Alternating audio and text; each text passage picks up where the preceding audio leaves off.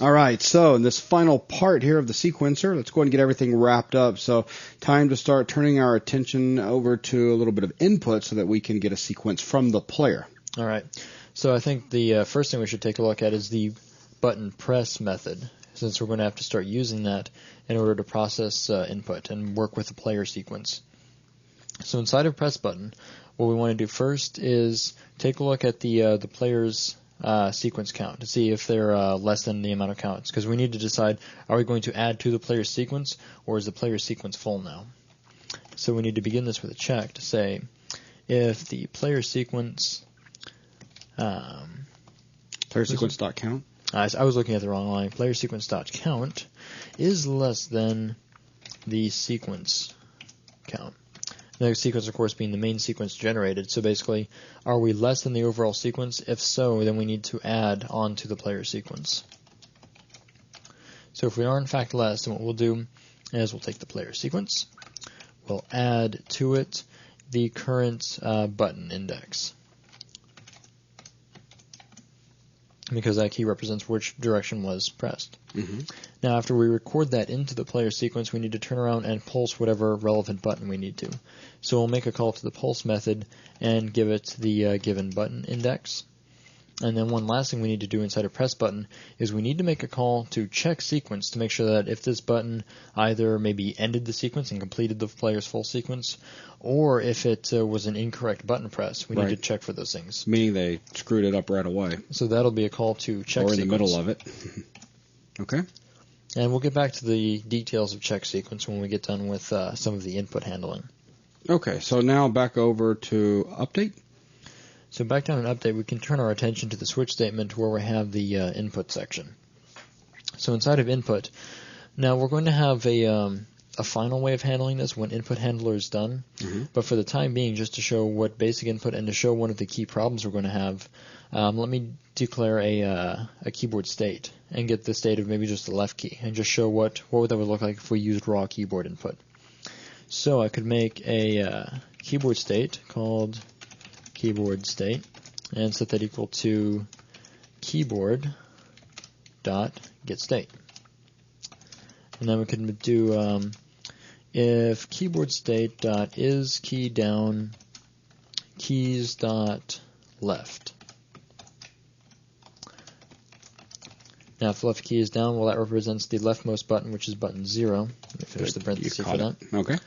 So that would be, we'd want to do something like is it press button or is it button? Press button. Okay, press button for, let's see, that's button 0. So it seems like code like that should work, because get the left key, press the button when the left key is down. But let's see what happens when we actually run the game. Of course, we'll have to left for the sequence, finish, and go into the input state. Now, if we try to push left, we see the key light up, and we're actually going past in the sequence. That's interesting. Oh, okay, I see. I pushed the key a few times. Let me actually take the check out of button press, because the problem is we're filling up the input sequence, and faster than what it actually looks like. So let me comment out the if check to that. So after the sequence finishes, if we press left, notice what's happening. If we tap left, it looks about correct. We see the button flash and then go away. The problem is if we hold the button down, it stays lit forever. Because what's actually happening is as long as the button is down, that statement continues to be true. So that means right now, at about 60 times a second, we reissue a button press, we reissue a pulse. That also means within the first, 3/60ths of the second, whatever that is reduced, would end the sequence. That means if we had to press left, up, down, we wouldn't have time to. The left press would pretty much fill the sequence and end right there. Right. We need to be able to detect key presses. We need to have one key press equal exactly one direction and then wait for the user to release the key and then press the key again before it allows more input. And that's where the input helper is going to come in. That's going to allow us to do a check and see, okay, well, have we released the key before we press it again? So now we can turn our attention over to the implement helper, or the input helper, and implement it. Okay. So inside of input helper, let's first take a look at the way the game keys array is being defined. The way I want this to work is for game keys to hold a list of relevant keys relevant to the game that we're using. And that's going to be the left, up, down, and right keys to begin with. So let me take out 0 for the arrays declaration or initialization, and let's set instead some actual elements. Each of those elements I want to be a new game key, that game key struct that we defined. So new game key. Now, of course, game key is going to be able to take in a specific key. The first key, or key 0, is going to be left, because that would match up to the left button, which is also 0. And I'm sure by now you guys have realized that we're really banking on the order of these things being correct. Everything from the graphic to the key presses to the button, everything. Right, and then with this input helper, without too much extra work, it would probably be possible to make a general purpose input helper that would do something like check the W key and see if it was just released or see if it was just pressed. Mm-hmm. So, I mean, for a final version, if you wanted to clean this up, you could put a little more Make something a little bit more generic. Right, for reusability, right. Exactly. But once again, but proof of concept. Quick and dirty proof of concept, and everything happens to be set up in a 4-element array, so 0 always represents the correct direction, so we'll just stick with that for now, since it makes this test very quick to throw together. That's right. And sometimes that can be the difference between having a working test and having nothing to show. If this is the stage where we just want to see graphics on the screen, well, we can make the quick and dirty test, because this isn't supposed to be part of something bigger. This is just supposed to be something simple. So we get this run together, and then we worry about making everything nice and generic and pretty. Okay. So the first game key will be for the keys.left. So that's why, in this way, it's almost like we're binding keys.left to element 0 within the game keys array. So that's where the actual binding comes in. So let's see. Next, we'll copy this just for simplicity. Drop down and tab this over a little bit. So game key 1 should be keys.up. Drop down, and game keys 2 should be keys.down. And game keys 3, sub 3, should be game keys.right. Then end off the array. And there we have 4 game keys set up, each associated to an actual input .keys, left, up, down, or right. Okay. So with that, now we can turn our attention to update. An update needs to do things like keep track of keyboard states. As a matter of fact, that's going to be the first local variable. Not local variable, first setting of a field. I was looking at that, it's like, wait, this is a declaration. First thing we want to do is take a look at our keyboard state field and get the current state of the keyboard. So keyboard state equals keyboard.getState.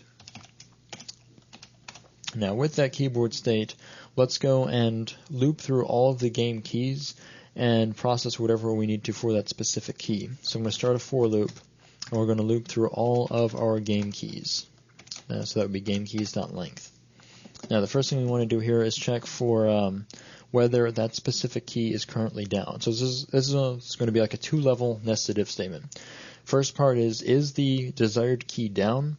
Otherwise, is it up? And then any necessary processing inside of that. So the first check is this game key, so game keys, is key down. I was jumping a little bit ahead. So if keyboard state dot is key down for game keys sub I. If that key is in fact down, then we handle it like so. I'll go ahead and drop the else in. Right. So otherwise, and there should be game keys I. Oh, okay, I see. We've got game keys, which this is going to be tricky. What does keyboard is key down take in? It takes in a keys. As a matter of fact, if we try to build, we should get a type mismatch. Yeah. So we have an invalid argument for is key down. That's because is key down doesn't take in a game key. It takes in an actual keys key. But that's accessible inside of here, so we could say dot key. There you go. And everything works. So is that down? Otherwise, that key is up. If it is in fact down, then we know part of what we need to store in the actual game key. So we could say game keys I dot down is equal to true, because we know that if that key is down, let's remember that. So that way we retain the basic functionality. We don't want to lose the ability to see the current state in our new ability to see the press and release. So we make sure we remember that as well. Now the next one we want to check is, okay, the key is now down. Was it down on the last update? Because if it was not down on the last update, then this is the first time it's been down since the key was released, which means we can go ahead and set press to true. So that would be if the last keyboard state dot is key up for this current key, so last key up for the exact same thing. If that's true, as a matter of fact, I'm not even going to brace that one. So if the last key was up, then game keys I dot pressed is equal to true, because we saw the state of the key just changed. The last state was up, this state is down. That means for one update and one update only, pressed will be true. And this is the whole core of where we're able to detect key presses back in the game. Now we do need to make sure that we reset it otherwise. So if it was actually down last time, then pressed needs to become false. So game keys I dot pressed equals false. And that takes care of if the key was down. Now we need to do the reverse of this for if the key was up. So let me see if I can get away with just copying the core of all of this and reversing everything. Because of course, if the key was down, we do this. Otherwise, the key is now up. So that means the first thing we need to do is set down to false. And then we need to do a check and see if the last state was down, then released was true. Otherwise, released is false. So that way we can do it. So the exact opposite of a key press. We can also detect now if a key was just released. Right, but go ahead and change pressed over to released. And pressed. Oh, okay, yeah, good catch. I was just looking at true and false. I was like, yep, true is true, false is false. We're done. And we're not. But now we should be done. That has everything except one last thing, and that is last keyboard state. You can see at the very beginning of update, we get the current keyboard state. And we rely on last keyboard state being whatever this was on the last update, but we haven't set that anywhere. So what I want to do is after this for loop, go ahead and set the last keyboard state equal to the current keyboard state. So that way now on the next update, we have our reference back to the last keyboard state. So we'll build, everything's cleaned up, and all of our warnings are now gone. Nice. Now we can jump back over to game and back into update and fix up that game state, the input one. So if we go back to update, now let's change this around a little bit. So here we have our switch for game state on update. Let's wipe out the keyboard state stuff because we have our input helper. So we can do a check instead. If input helper dot game keys. Now this is interesting. We need a certain key. We know we're looking for left, so we'll hard code in 0 for a moment, but we'll need to put in a loop here in a minute that can go through all of them. So if game key 0 dot pressed, then let's call press button for 0. So let's build, and then we need to do one other thing, of course. Input helper has to know that things have been updated. So before we get into the switch, let's drop in right below our buttons update and update the input helper. So that way it'll keep all of its input data, or its current input states up to date. Right. So we can build, run, we'll let the demo sequence go through, and now if we press left and hold the button down, we still get exactly one press. Now we can release, press again, same thing, and so on and so on. And of course I've ran out of that 3 because I uncommented the if statement. But also note that I was actually able to press the button 3 times. We didn't automatically get 3 presses by holding the button down for a fraction of a second. Exactly.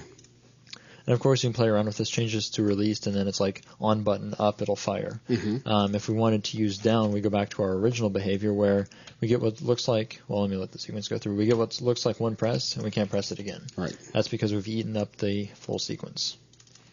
So let's leave this as pressed. And then let's go ahead and put all that inside a loop, and we'll just check all of them then.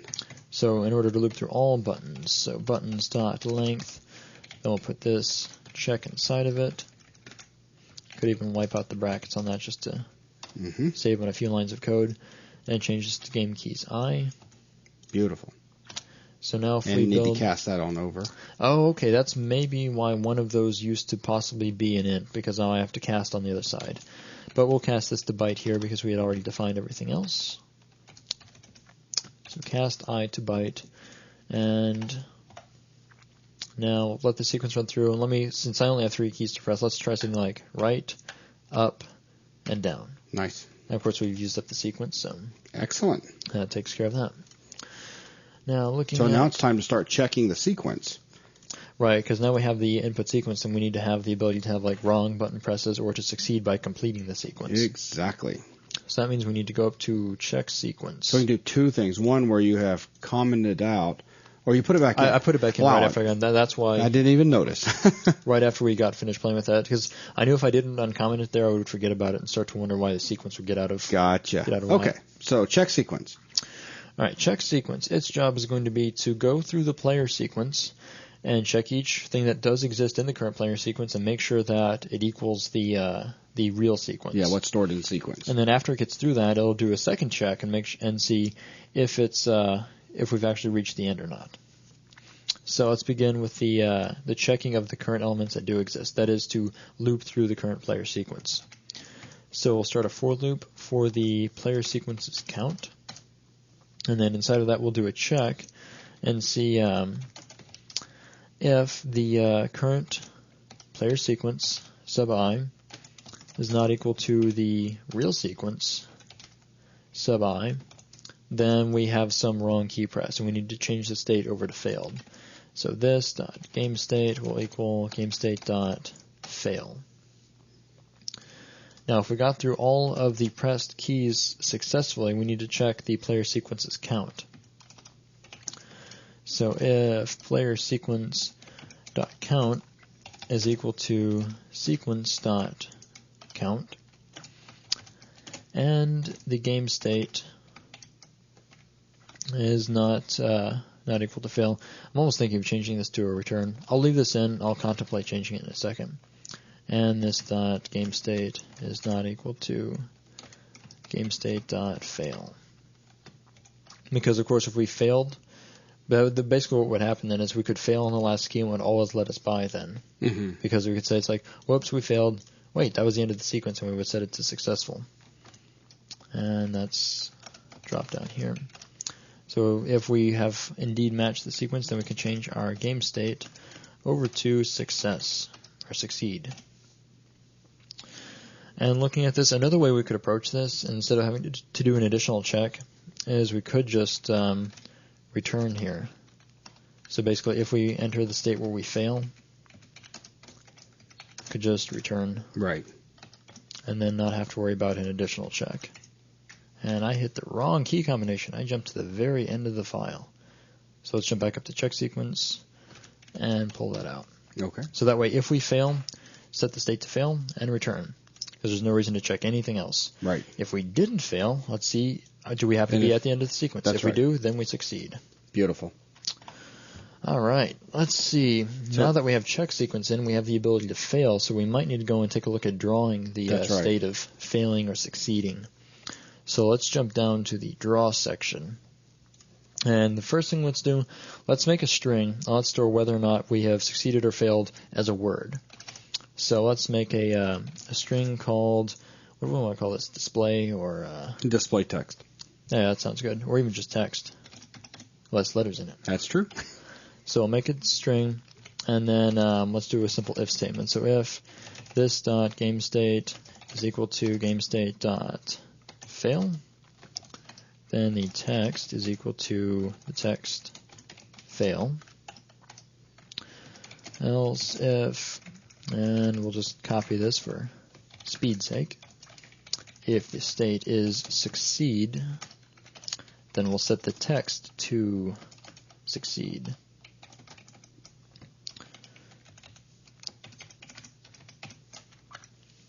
So now that we have some amount of text to draw, let's put in something so we can actually draw that out. We want to have this text drawn centered on the screen.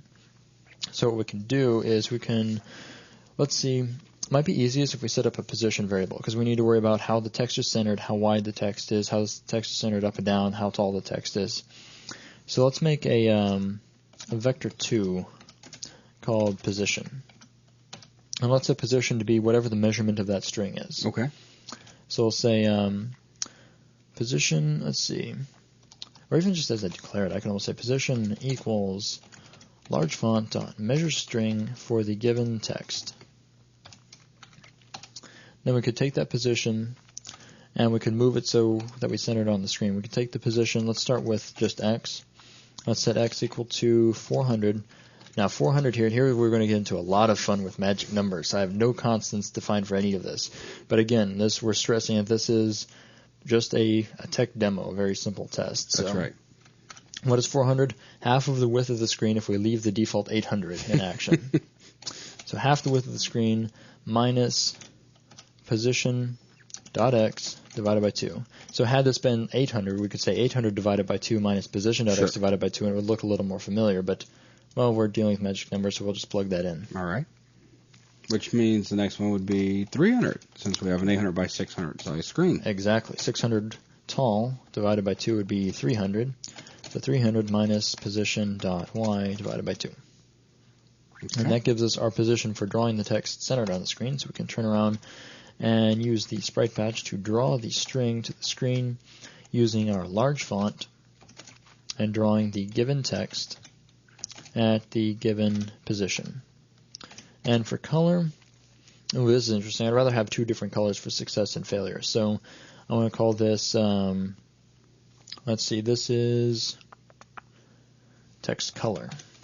I haven't defined it yet, but I will in a second. So let's expand our if statement a little bit. I'm going to add braces to the if-else statement. And if the text was fail, then let's see. Right below the string text, let's define a color called text color. If the text was fail, then text color shall be red. And if the text will succeed, then the text color shall be color dot the default blue. So be equal to color dot cornflower blue. Yep. Also, go ahead and change succeed to success. That way, it just matches our little demo that we had at the very beginning. And also makes a little more sense. Yeah.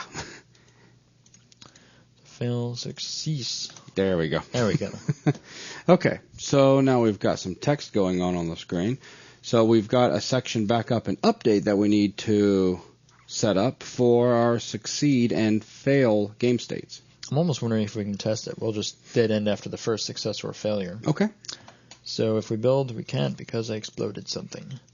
Position, where is position defined? Because it was being used.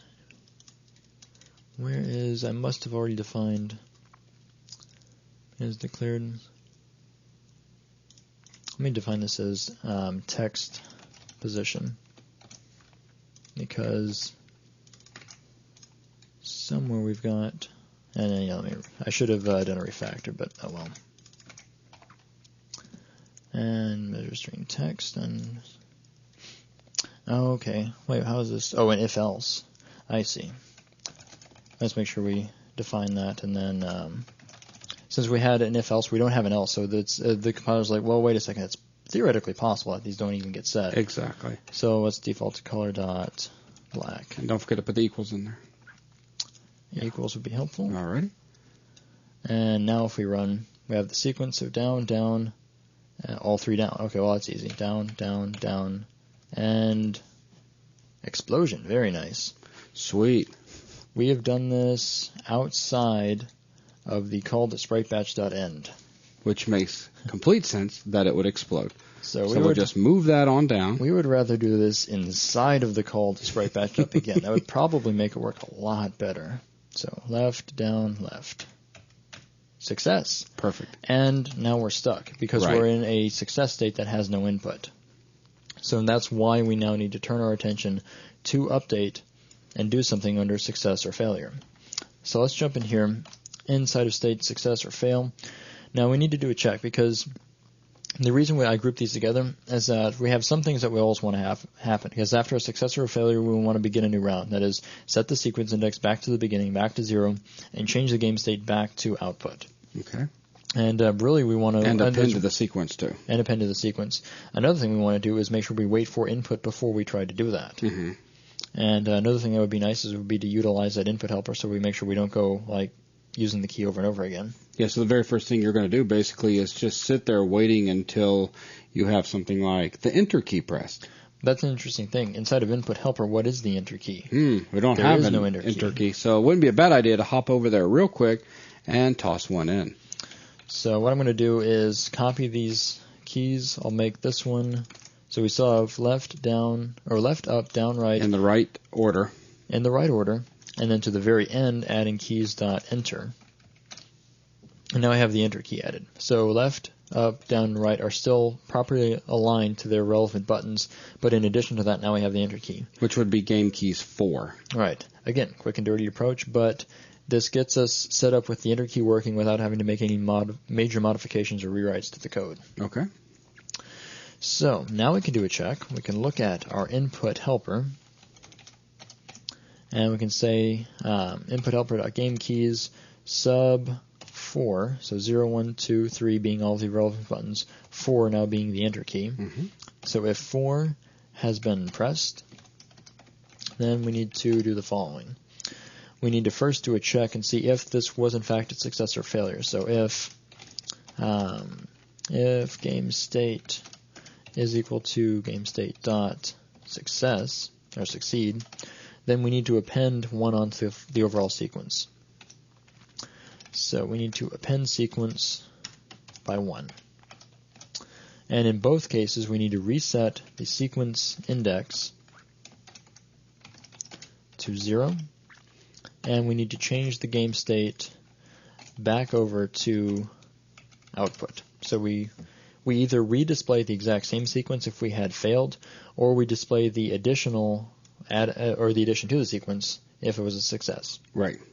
So now we should be able to build, run, and follow this through for a real game. So it's up, left, or up, right, left. Success. You said up, but it was down. Exactly. Whoa, my head now hurts. So now it's waiting on the enter It should key. just automatically say failed before I finish putting the buttons. All right, enter. Oh, and we can continue. So down, right. Left. Oh, and then I press right instead. Wow, this is incredible test of motor skills in left and right. So we repeat this. Down, right, left, success. Down, right, left, down, right, left, down. And success, and so on. There we go. All right, very good. So that's pretty much it. I mean, that does have the infrastructure in place to generate a sequence, and then it allows for user input so that we can try to mimic that sequence. There's a comparison to find out if we indeed matched it properly, and if we did, then the sequence has 1 added to it, and we repeat again. And of course, if we fail, then it just repeats the sequence again, allowing you to give it another shot. Of course, the idea is this is just a look at an approach to the mechanics of doing this part of the memory game. The key to this is how to set up and store a sequence, replay that sequence on screen, and then get the input from the user so that you can compare that sequence. That's why things like the specifics of the input system, the specifics how even buttons are held, we leave that to your imagination. Right. The whole key here is what is one way that we can store a sequence, display it, and then gain input. And we've already spent a great deal of time talking about the Xbox 360 controller. You now know how to do keyboard presses here, and we've seen how to do that in the past. Go ahead and implement the controller so that you have the blue, yellow, green, red, whatever the colors are. I don't have a controller in front of me right now, and I'm drawing a blank. That's all of them. Is that the right colors? Mm-hmm. Oh, there you go. So that you basically can follow it with the controller with the colors there. So it'd be a great thing to do. Anyways, with that takes care of the sequencing. So now we just need to take a look at how we can mix some sounds in for the first time, and have a different tone play with each of these different lights that light up. And that'll be everything you guys need to put this entire game together. So with that is going to wrap up this part, which is the final part of the sequencing application. Thanks a lot.